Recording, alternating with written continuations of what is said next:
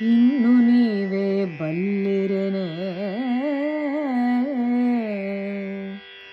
ನಡೆ ನಿನ್ನ ಮಾತನು ಮೀರಬಲ್ಲೆನೆ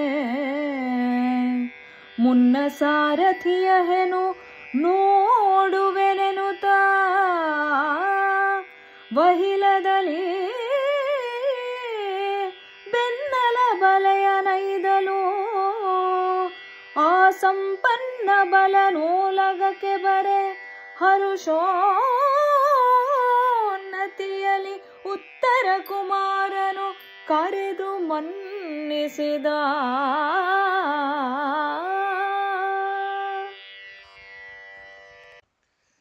ಅದು ಮುಂದಿನ ಷಟ್ಪದಿ ಅದು ಬಹಳ ಚೆನ್ನಾಗಿ ಕವಿ ಆರಂಭ ಮಾಡಿದ್ದಾನೆ. ಏನೂ ಚಿದಂಬರ ರಹಸ್ಯದ ವಿಷಯ ಅಲ್ಲೇನಿಲ್ಲ. ಅಲ್ಲಿ ಇನ್ನು ನೀವೇ ಬಲ್ಲಿರೇನೆ ನಡೆ ನಿನ್ನ ಮಾತನು ಮೀರಬಲ್ಲೆನೆ. ಉತ್ತರೇ ತಾನು ನೀವು ಸಾರಥಿ ಆಗಬೇಕು ಅಂತ ಹೇಳಿಯೇ ಇಲ್ಲ. ಹಾಗೆ ನೋಡಿದ್ರೆ ನೀವು ಅರ್ಜುನ ಸಾರಥಿ ಆಗಿದ್ರಿ ಅಂತ ಹೇಳಿದ್ದೇ ಹೊರತು, ಆದ್ರೆ ಅಲ್ಲಿ ವಿಷಯ ಏನಪ್ಪಾ ಅಂದ್ರೆ ಅರ್ಜುನನಿಗೆ ಆದಷ್ಟು ಬೇಗ ತಾವು ಪ್ರಕಟಗೊಳ್ಳಬೇಕು. ಯಾಕೆಂದ್ರೆ 12 ವರ್ಷದ ವನವಾಸ, 1 ವರ್ಷದ ಅಜ್ಞಾತವಾಸವನ್ನ ಮಾಡಿ ಅವರು ಬೇಸತ್ತು ಹೋಗ್ಬಿಟ್ಟಿದ್ದಾರೆ. ಅವರ ಒಂದು ರೀತಿ ಕೈ ಕಡಿಯುತ್ತೆ ಅನ್ನೋದಿಲ್ವಾ, ಆ ರೀತಿ ಅವರಿಗೆ ಯುದ್ಧ ಮಾಡದಲೇ ಆ ಕ್ಷತ್ರಿಯ ಗುಣದ ಗುಣದ ತುರುಸನ್ನ ತಾವು ವ್ಯಕ್ತಪಡಿಸಬೇಕು ಅಂತ ಹೇಳಿ ಅವರಿಗೆ ಬಹಳ ಆತರದಲ್ಲಿದ್ದಾರೆ ಅಂತ ಕಾಣಿಸುತ್ತೆ ಪಂಚಪಾಂಡವರು. ಹಾಗಾಗಿ ಇಲ್ಲಿ ಅರ್ಜುನ ಕೂಡ ಅವನು ಸ್ವತಃ ಹೇಳ್ತಾ ಇದ್ದಾನೆ. ಅವಳು ಉತ್ತರೇ ಹೇಳ್ತಾಳೆ, ಮುಂದಿನ ವಿಷಯ ಇನ್ನು ನೀವೇ ಬಲ್ಲಿರಿ, ಮುಂದೆ ನಿಮಗೆ ಎಲ್ಲ ಚೆನ್ನಾಗಿ ಗೊತ್ತಿದೆ ಅಂತ ಹೇಳ್ತಾ ಇದ್ದಾಳೆ ಹೊರತು ನೀವೇ ಸಾರಥಿಯಾಗಿ ಅಂತ ಹೇಳಿಲ್ಲ. ಅರ್ಜುನೇ ತಿರುಗಿಸಿ ಹೇಳ್ಬಿಡ್ತಾನೆ. ಆ ಅರ್ಜುನ ಹೇಳ್ತಾನೆ, ಉತ್ತರೇ ನಿನ್ನ ಮಾತನ್ನು ಮೀರೋದಕ್ಕೆ ಸಾಧ್ಯವೇ? ನಾನು ಸಾರಥಿ ಆಗ್ತೀನಿ. ಮುನ್ನ ಸಾರಥಿಯ ಹೆನು ನೋಡುವೆನೆನುತ ಬಹಿಲದಲ್ಲಿ ಬೆನ್ನಲ ಅಬಲೆಯ ನೈದಲ ಸಂಪನ್ನ ಬಲ ನೋಲಗಕ್ಕೆ.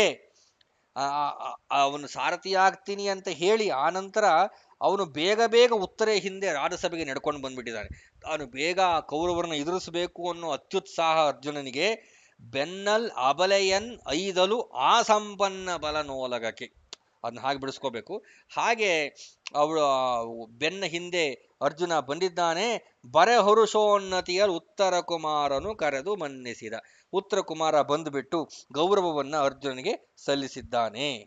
ಹೀಗೆ ಈ ಪದ್ಯ ಬಹಳ ಒಂದು ರೀತಿ ಮಾರ್ಮಿಕವಾಗಿ ಕವಿ ಬರೆದಿದ್ದಾನೆ ಅನ್ಸುತ್ತೆ. ಅಲ್ಲಿ ಅರ್ಜುನನ ಉದ್ದೇಶ ತಾನು ಆದಷ್ಟು ಬೇಗ ಕೌರವರನ್ನು ಎದುರಿಸಬೇಕು ಅನ್ನೋದು. ಅವನಿಗೆ ಅದಮ್ಯವಾದಂತಹ ಆ ಒಂದು ಕ್ಷತ್ರಿಯ ಗುಣವನ್ನ ಅವನು ಅದುಮಿಟ್ಕೊಳ್ಳೋದಕ್ಕೆ ಆಗಿಲ್ಲ. ಇಷ್ಟು ವರ್ಷಗಳ ಕಾಲ ಆ ಕೆಲಸವನ್ನು ಮಾಡಿದ್ದ ಅವನು. ಅದರಲ್ಲೂ 1 ವರ್ಷ ಅಜ್ಞಾತವಾಸ ತುಂಬಾ ಕಷ್ಟವಾದಂತಹ ಪರಿಸ್ಥಿತಿ ಅವನಿಗೆ. ಅಲ್ಲಿ ವನವಾಸದಲ್ಲಿ ಹಲವಾರು ಪ್ರಸಂಗಗಳು ಬಂದರೂ ಕೂಡ, ಚಿತ್ರರಥನ ಪ್ರಸಂಗ, ಹೀಗೆ ಬೇರೆ ಬೇರೆ ಪ್ರಸಂಗಗಳು ಬಂದರೂ ಕೂಡ ಅಲ್ಲಿ ಅವನಿಗೆ ತನ್ನ ಕ್ಷತ್ರಿಯ ವಿದ್ಯೆಯನ್ನು ತೋರಿಸೋದಿಕ್ಕೆ ಅವಕಾಶ ಇತ್ತು. ಆದ್ರೆ ಇಲ್ಲಿ ಅವನಿಗೆ 1 ವರ್ಷದಿಂದ ಮಹಾ ಕಷ್ಟವಾಗ್ಬಿಟ್ಟಿದೆ ಅವನಿಗೆ. ಹಾಗಾಗಿ ಆ ಪದ್ಯವನ್ನ ಕವಿ ಎಷ್ಟು ವೇಗವಾಗಿ ಮುಂದೆ ತಗೊಂಡು ಹೋಗಿದ್ದಾನೆ ಅಂದ್ರೆ, ಆ ಒಂದು ರೀತಿ ರೀಡಿಂಗ್ ಬಿಟ್ವೀನ್ ದ ಲೈನ್ಸ್ ಅಂತ ಹೇಳೋ ಹಾಗೆ ನಾವು ಆ ಕುಮಾರವ್ಯಾಸನನ್ನ ಬಹಳ ಎಚ್ಚರಿಕೆಯಿಂದ ಅರ್ಥ ಮಾಡ್ಕೊಳ್ಬೇಕು. ಇಲ್ಲದೆ ಹೋದ್ರೆ ಅದು ಗೊತ್ತಾಗೋದೇ ಇಲ್ಲ. ಕಾರಣ ಹಿಂದೂ ಕೂಡ ಕಠೋರ ಗತಿಯಲ್ಲಿ ಅಂತ ಪದವನ್ನು ಬಳಸಿದ್ದಾನೆ. ಅಲ್ಲಿ ಉತ್ತರೇ ಕಠೋರ ಗತಿಯಲ್ಲಿ ನಡ್ಕೊಂಡು ಬಂದ್ಲಾ ಅನ್ನೋ ಪ್ರಶ್ನೆ ಉಂಟಾಗತ್ತೆ. ಕಾರಣ ಅಲ್ಲಿ ಹಿಂದೆ ವನಪು ವಯ್ಯಾರದಿಂದ ಮಹಾ ಸೌಂದರ್ಯವತಿ ಲಾವಣ್ಯದ ರಾಶಿಯೇ ಅವಳು ಬಂದಳು ಅಂದ ಕವಿ ಹೇಳ್ತಾನೆ. ನಡೆಯ ಬಂಧಿಸಿತು ನೋಟವ ನಡುಗಿಸಿತು ಕುಡಿ ನೋಟ ಸಖಿಯರ ನುಡಿ ಸಮೇಳದ ಮಾತು ಮನುಜರ ಮಾತ ಮಾಣಿಸಿತು ಅಂತೆಲ್ಲ ಹೇಳ್ತಾನೆ. ಹಾಗೆ ಕಠೋರಗತಿಯಲ್ಲಿ ಬಂದ್ಲ ಅಂದ್ರೆ ಅದು ವಿರುದ್ಧವಾದಂತಹ ಒಂದು ರೀತಿ ವಿರೋಧಾಭಾಸ ಅಲಂಕಾರವನ್ನ ಅಲ್ಲಿ ಹೇಳದಂತೆ ಆಗತ್ತೆ. ಆದರೂ ಕೂಡ ಅವನು ಆ ಸಂದರ್ಭವನ್ನು ಬಹುಶಃ ಸ್ವಲ್ಪ ಸಮಜಾಯಿಸಿ ರಿಪೇರಿ ಮಾಡಿದಾನೆ. ಮಗಳೇ ಹೇಳೆಂದ ಅಂತ ಹೇಳೋದ್ರ ಮೂಲಕ ಅಂತ ಕಾಣಿಸುತ್ತೆ. ಅದೇ ರೀತಿ ಇಲ್ಲೂ ಕೂಡ ಮುಂದುವರೆದವನು ಕವಿ ಬೇಗ ಬೇಗ ಬೇಗ ಮುಂದೆ ಹೋಗಬೇಕು ತಾನು ಅಂತ ಆ ಪ್ರಸಂಗವನ್ನು ತಗೊಂಡು ಹೋಗಬೇಕು ಅಂತ ಹೇಳಿ ಕುಮಾರವ್ಯಾಸ ಆ ರೀತಿ ಅಲ್ಲಿ ಹೇಳಿರಬಹುದು ಅಂತ ಕಾಣಿಸುತ್ತೆ. ಎಲೆ ಬೃಹನ್ನಳೆ ತೆತ್ತುದು ಎನಗೆ ಅಕ್ಕಳೆಯರುಳು ವಿಗ್ರಹವು ಸಾರಥಿಯಳಿದ ನಿನ್ನವ ನೀನು ಸಾರಥಿಯಾಗಿ ಸಮರದಲ್ಲಿ ಉಳುಹಬೇಹುದು. ನೀ ಸಮರ್ಥನು ಫಲುಗುಣನ ಸಾರಥಿಯಲೈ, ನೀನೊಲಿದು ಮೆಚ್ಚಲು ಕಾದಿ ತೋರುವೆನಹಿತ ಸೇನೆಯಲಿ.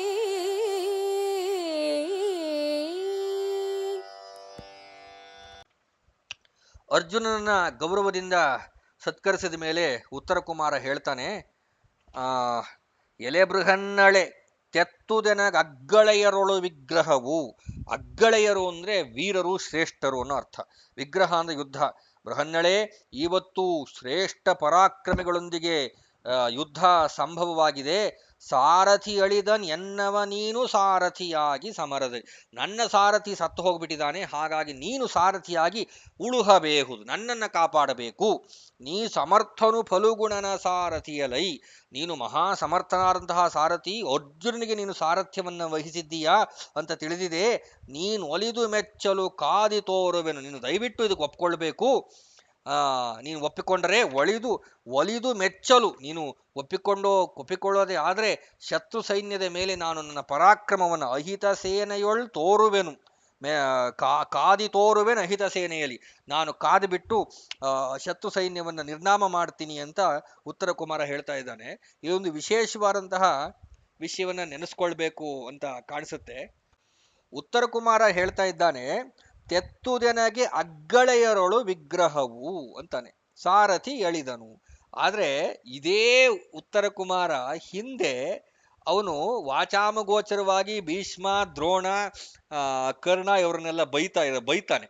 ಅವನು ಆ ಅಂತಃಪುರದ ಹೆಂಗಸರೊಂದಿಗೆ ಇದ್ದಾಗ ಅವರೆಲ್ಲರೂ ಕೂಡ ಮಹಾ ಸಾಮರ್ಥ್ಯವಂತರೆ.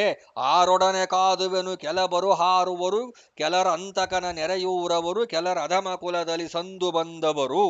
ಇನ್ಯಾರ ಜೊತೆ ನಾನು ಯುದ್ಧವನ್ನು ಮಾಡಲಿ?